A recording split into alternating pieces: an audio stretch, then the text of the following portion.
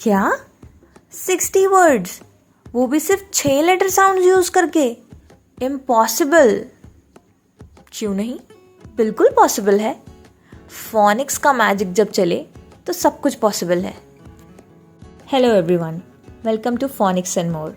आज है डे 9 हमारी 10 डेज सीरीज का, जिसके एंड में आपका बच्चा CVC वर्ड्स आसानी से पढ़ पाएगा।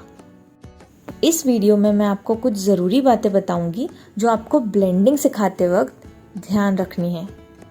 पहली बात तो ये कि बच्चों को शुरू में सिर्फ 2 लेटर साउंड्स ब्लेंड करना सिखाएं, जैसे एट।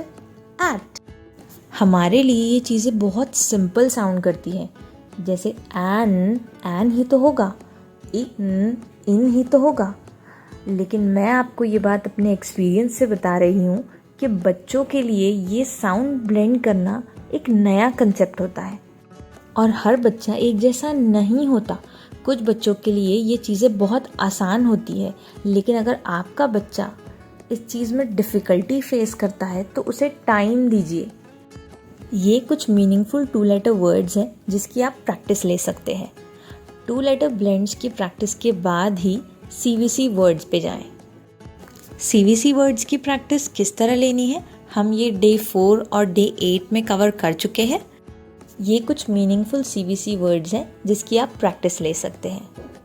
अगर आपका बच्चा CVC वर्ड्स अच्छे से पढ़ पा रहा है तो CVC वर्ड्स के एंड में ही S लगाकर शुरू में 4 लेटर वर्ड्स की आप प्रैक्टिस ले सकते हैं। जैसे एक वर्ड है एंट, अगर आपका बच्चा ये अच्छे से पढ़ पा रहा है तो इसके एंड में S लगा के उसे ब्लेंड करने दीजिए। ये कुछ मीनिंगफुल 4 लेटर वर्ड्स हैं जो आप प्रैक्टिस में ले सकते हैं।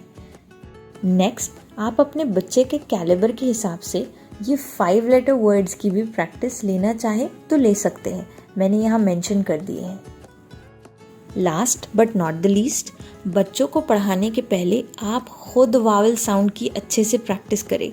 यूजुअली वावल साउंड्स में ही मिस्टेक होती है और अगर आप खुद साउंड्स गलत बोलेंगे तो बच्चा भी कंफ्यूज हो जाएगा। और हाँ, बच्चों को ये साइट वर्ड्स सेपरेटली पढ़ाएं। फोनिक्स एंड मोर को फॉलो करें और सीखें फोनिक्स बिना कंफ्यूजन।